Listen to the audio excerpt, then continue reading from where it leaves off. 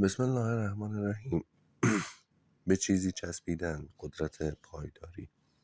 صبر به ما امکان می‌دهد به کار بچسبیم. توان کار مداوم در جهت تحقق هدفها و رویاهایمان.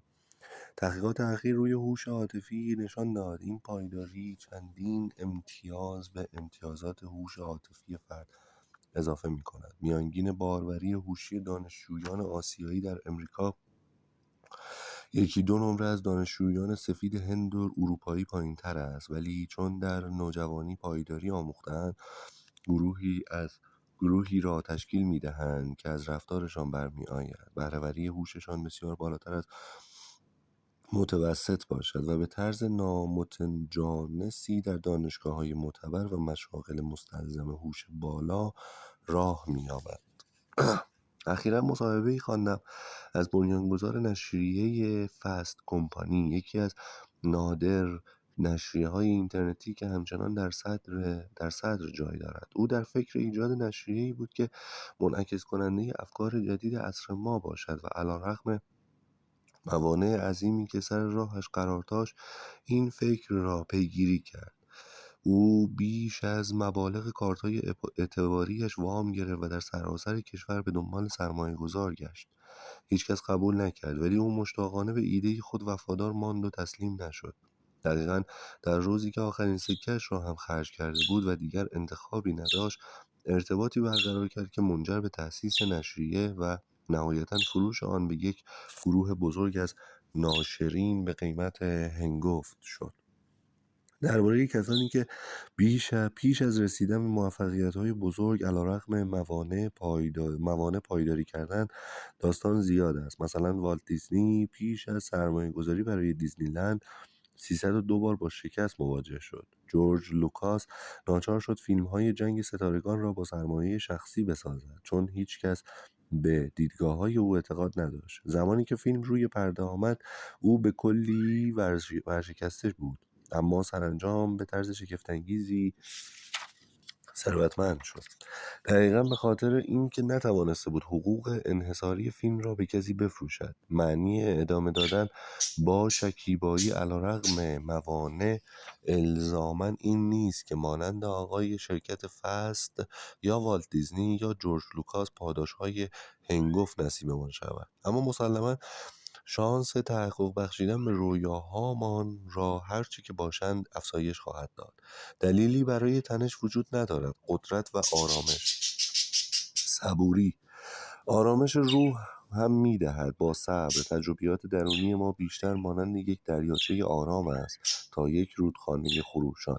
به جای آنکه با هر شرایط ناخوشایندی که زندگی سر راهمان قرار می‌دهد، مثل پروژه‌ای که لغو شده، مهلت مقرری که توسط یک همکار نادیده گرفته شده یا کاری که همسرمان فراموش کرده انجام دهد، با خشم، دلشوره و ترس مواجه شویم.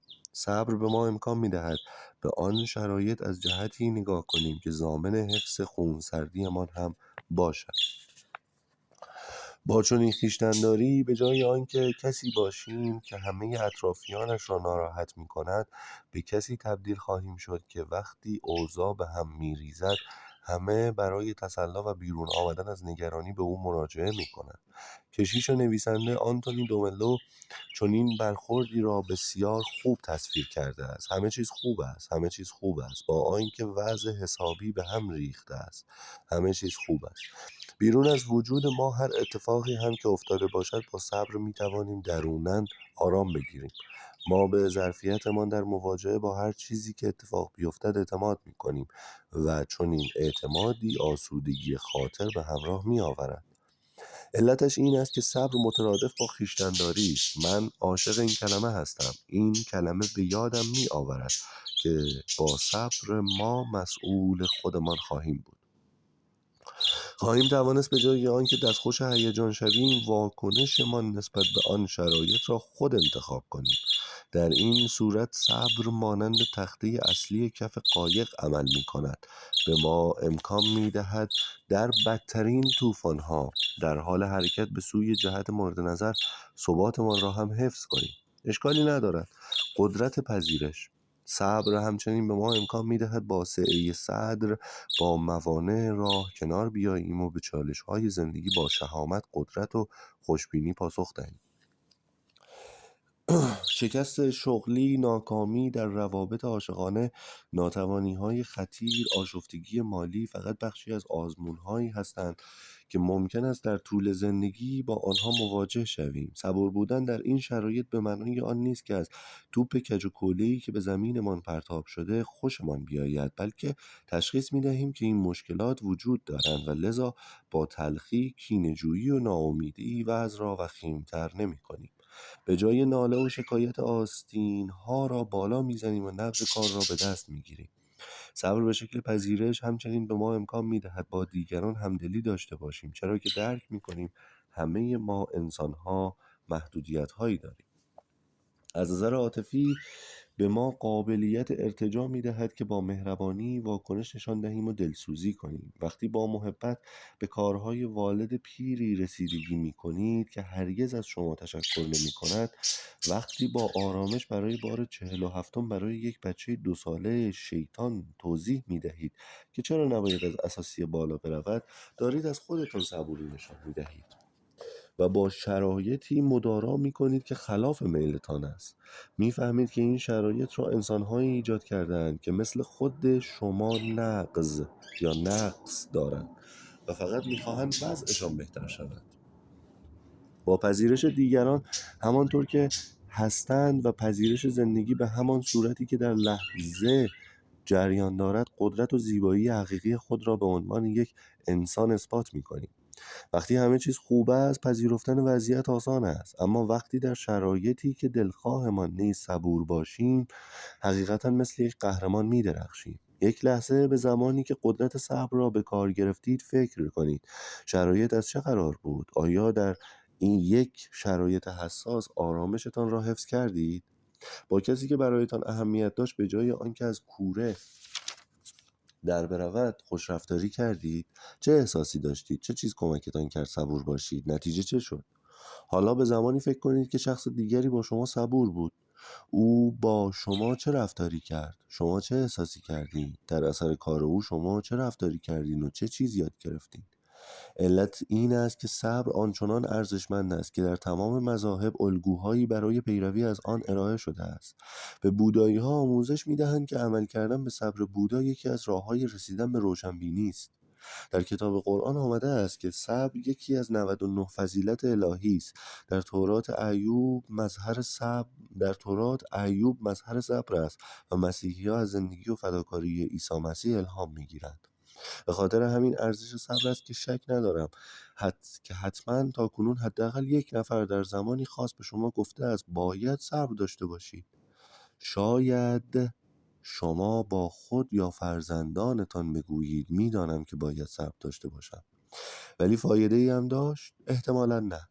صرف این که به خودمان بگوییم که باید کاری را بکنیم و وقتی نکردیم خود را سرزنش کنیم فایده ندارد.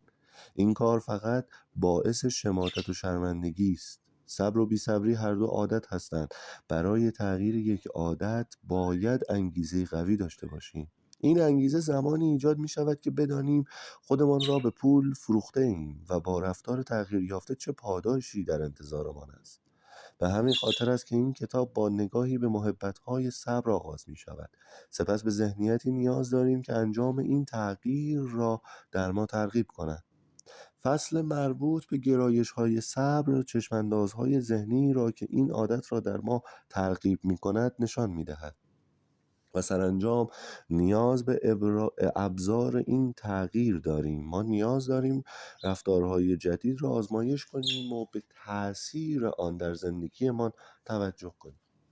در بخش مربوط به تجربه‌های صبر شما راه‌هایی را خواهید یافت که توسط آنها می‌توانید این عادت قلبی را در خودتان و خصوصاً در شرایط روزمره پرورش دهید. شرایطی مانند منتظر ماندن در صف، مراقبت از بچه‌ها، سر و کار داشتن با والدین سال خورده، انتظار کشیدن در شلوغی ترافیک، پشت خط ماندن، در انتظار عشق ماندن. این کتاب را آرام آرام بخوانید تا کاملا آن را احساس کنید. و با آن زندگی کنید. همچنان که در حال تمرین صبر هستید توصیه میکنم فکر نکنید که در طول راه الزاماً باید به همه توصیه ها عمل کنید. با یکی دو توصیه‌ای که نسبت به آنها کشش دارید شروع کنید. من ایده های زیادی را توصیه میکنم چون نمیدانم کدام یک برای شما مفیدتر خواهند بود. تجربه صبر همانطور که یک آموزش ذهنی است، یک کار روحی هم هست، لذا به تمرین و زمان نیاز دارد. من سالهاست که آگاهانه تمرین صبر میکنم، با این حال هنوز مواردی پیش میآید که از کوره در میروم. درباره آن موارد و چیزهایی که هنوز در حال یادگیریشان هستم برایتان خواهم گفت، زیرا خودم را مستثنا نمیدانم. به من هم مانند یک مسافر در راه نگاه کنید. در حال کشف پیچ و خم‌های جاده دست یکدیگر را میگیریم و با صبر و باثبات‌تر و کمتر مغلوب شرایط میشویم. قوی‌تر و مهربان‌تر میشویم و بر کسانی که سر راهمان قرار میگیرند بیشتر تاثیر میگذاریم. این کاری هیجان انگیز است، زیرا وعده میدهد کمکمان کند وقت، اولویت‌ها و تواناییمان را برای پاسخگویی به زندگی و نیازهایش احیا کنیم. با صبر پشت فرمان زندگیمان می نشینیم. صبر ما را با استحکام در زمین هستیمان مستقر می کند، جوری که از آنچه هستیم و جایی که هستیم راضی باشیم. صبر ما را شادتر می کند، به سوی موفقیت سوق می دهد و روز به روز آسایش خاطر بیشتری به ما می دهد. کیست که در مقابل چنین دعوتی مقاومت کند؟ آرزو و دعای من این است که این کتاب صبری را که همکنون در وجودتان دارید بارور کند و تلاش ما و من در جهان مواج است و مدی کشنده ایجاد می کند. زیرا اگر ما به عنوان جمعی از ارواح انسانی قدرت صبر را در اختیار بگیریم، سرانجام مشکلی باقی نخواهد ماند که قادر به حلش نباشیم. پایان.